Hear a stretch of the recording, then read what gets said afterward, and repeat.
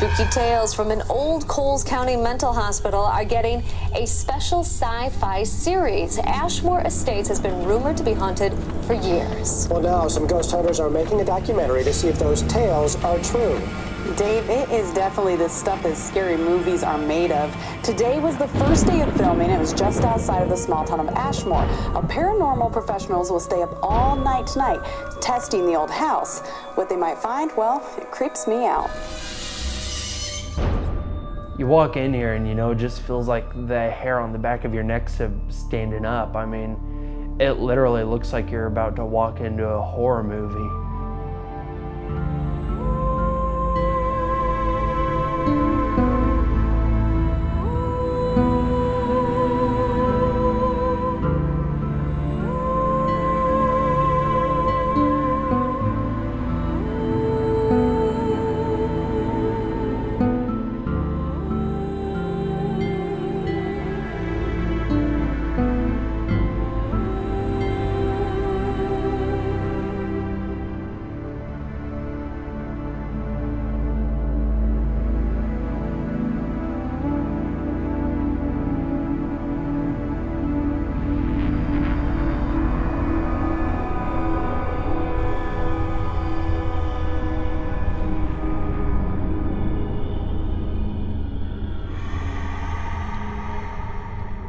I was asking what was it that brought Ashmore Estates to your attention originally?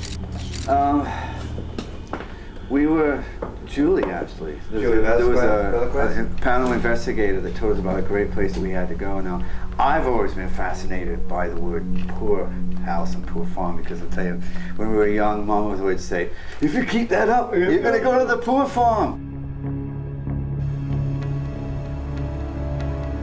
What is a poorhouse? Yeah, they were like, is this? What is it? And when you found out what one was, when you could put an 86-year-old murderer in the same place as a 1-year-old orphan child, that seemed dangerous and crazy.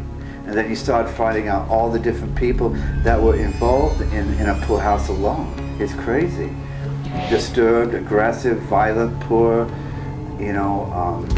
and you also sentenced to go here. So did you know the place? Yes, I do. We're going to do a walkthrough down here. No, this was not the original building. The original building was actually on the grounds. It was anywhere from 300 to 400 acres that was actually purchased by the state in 1870. In 1880, it was actually condemned. And in 1916, they built this building here, which actually, the addition was actually built on the other side when it became a mental facility. The building was used for people who were indigent, and they called them paupers. Okay, and also for people who had mental deficiencies or had medical issues but didn't have anybody local to take care of them. The building was built in 1916 as the Coles County Poor Farm, and we have some of the census reports, and some of the patients, well, they called them inmates, and they would diagnose them with things, and they called them natural born full.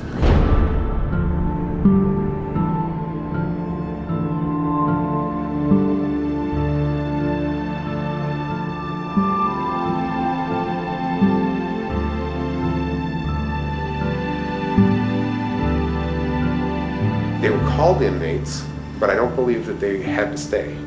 As you notice, you have to take into proximity how far away we are from Charleston and Mattoon. Oh, They were quite a ways. Who on earth would put a place like this in the middle of nowhere like this? They wanted nothing to do with the people that resided here. The haves didn't want the have-nots to be close. Yes. And back in the early years, in the 1916s, it would have been difficult for somebody to walk 8 miles in a day, and then walk back.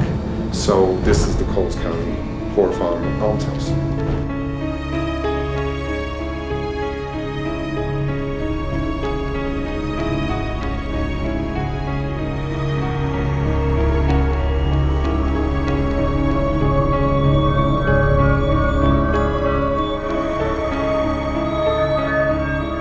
It originated as a poor farm and was in operation as a poor farm until 1959. There was an original building here that I believe was built in the late 1860s and basically operated until this new building was built.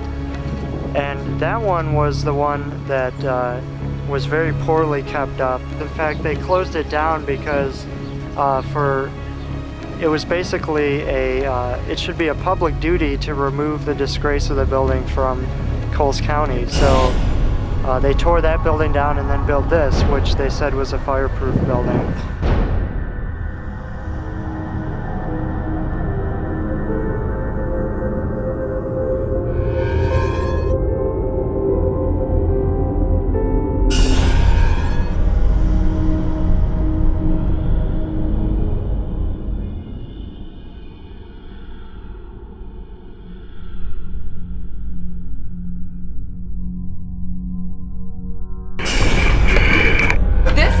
Is one of my favorite sayings in the building, and I wanted to show you this because it's quite fitting. These walls can talk. Open up your mind and listen. Anytime that you've been in the building, you get so much credible audio.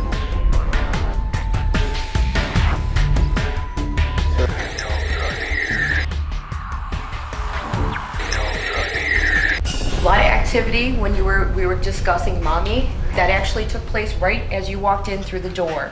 And I believe that's actually a residual haunting. Some of the actual audio that we've been picking up, it almost appears as if someone's coming out of the wall. Okay, that's what I know. And it's not on the, it's down here. What you even ask? Huh? You just make a noise. Did you just go, no? Yeah, I read the report that was on it about the EVPs you got here of the girl and I think it's the mother, right? Screaming for the mother. Correct, it's Mommy. Yeah. And that was actually audible, and I'll tell you, right as we are entering here is where we actually picked it up. In a poorhouse, if I'm correct, they would have all ages and co-ed. Correct. From complete, almost newborn to 80 years old. Correct. Because it was the people that nobody wanted. A lot of people, they suffered from epilepsy. I saw certain people had dementia. Yeah, there were a lot of children here too, though. We have a list of children, and they consider them homeless children, even though they actually may have had their mother or father accompany them living here, they were still considered homeless, which I find very, very interesting. The simple fact that even though you had your siblings or your parents technically living with you, but because they had no financial means, they considered them homeless children.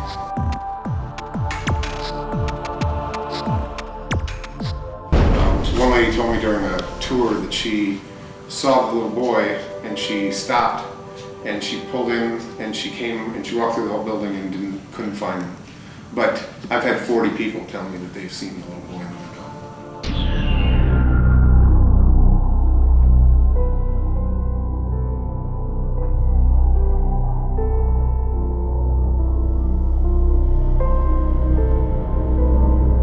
Do you know what the little boy's name is at all? No.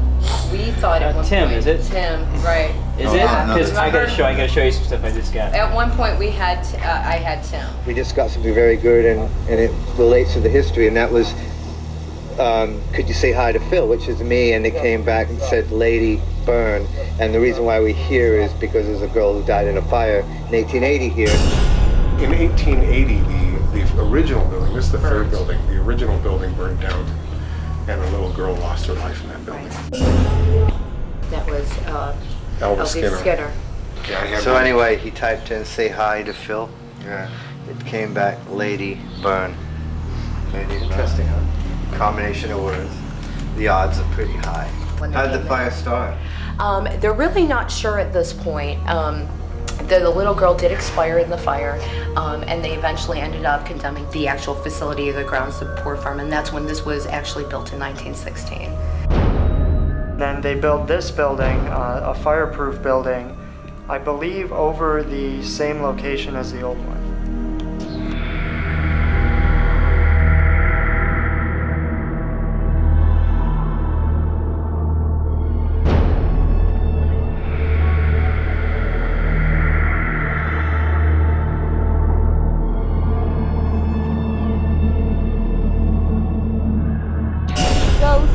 spirits, demons, whatever you want to call them, they're getting national attention.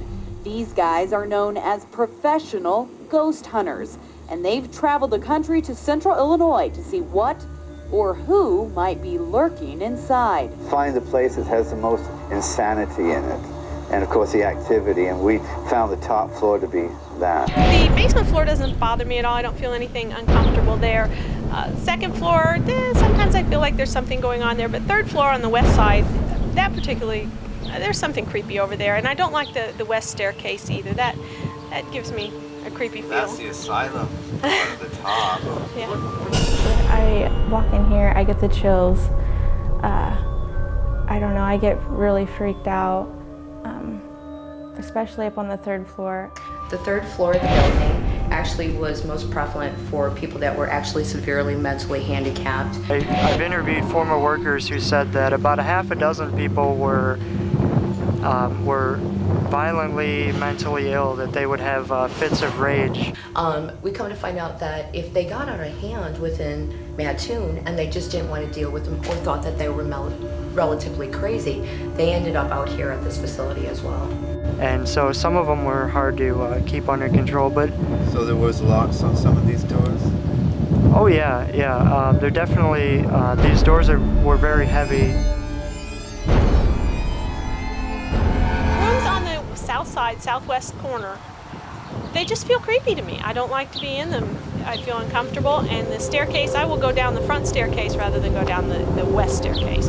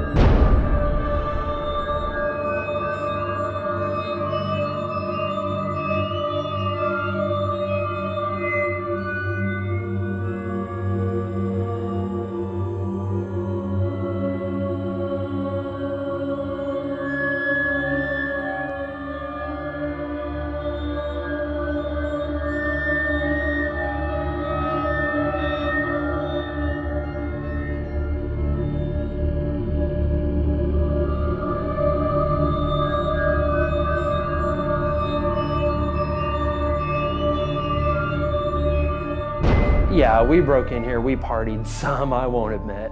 I mean, you know, we came out of here, hang out, walked through the halls, and just pretended to make ghost sounds while we were on the various floors, and just to try to scare our friends. But I mean, you know, through all the times doing that, I never really thought this place was 100% genuinely haunted.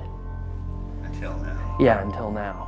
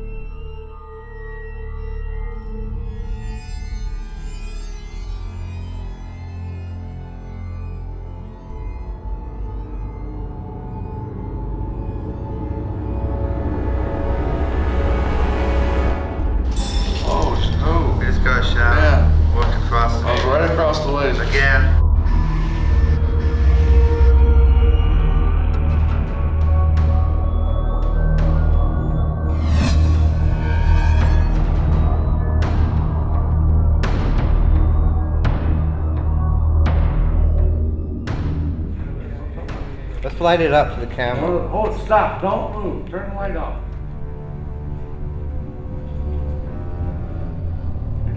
We got something. Yeah, we got something that's moving back and forth in the hallway. It's actually breaking the laser beams.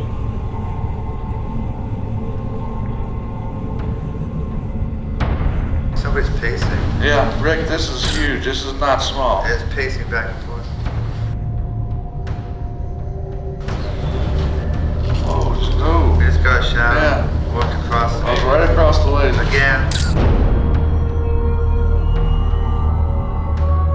Oh, whoa, whoa. Oh, yeah. Whoa, there's like hundreds. I mean, it's like There's several. It's just going back and forth. That's those shadow people, right? In the hallway? Move. There, that's it moving? Between the two red crosshairs.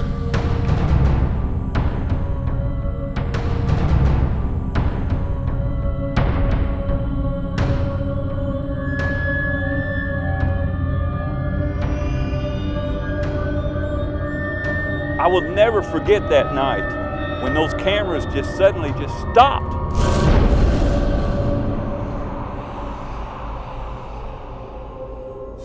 No, they're all going off all of a sudden. Yeah, all the cameras are turning off. All Well, come take the ghost and I don't know how to turn Yeah, all the these cameras are turning off. Well, that would be a power problem. No, they're on battery. They're turning off. Well, it could be a power problem still even on more. Huh? I think this one's out of camera- batteries. Nope, there you go. No. This is coming on. All right. This one's on power, mine's on power. This is on power. Mine shut off. That's what I'm saying. They're all shutting off. That's weird. It's really interesting. We haven't had any problems with the lasers all night. Keith told me something was wrong with the lasers. Everybody looked over and it went down, and both servos and both lasers installed simultaneously on both units. And the units are completely independent. There is no electrical connection between the two, and I physically had to shut the units down, reach inside, and free the mirrors. It's like they'd been pinned inside the units, and both the front and back mirrors in both assemblies had been like literally stalled in place. Almost like somebody had physically stopped them. Put your hand inside and stop it.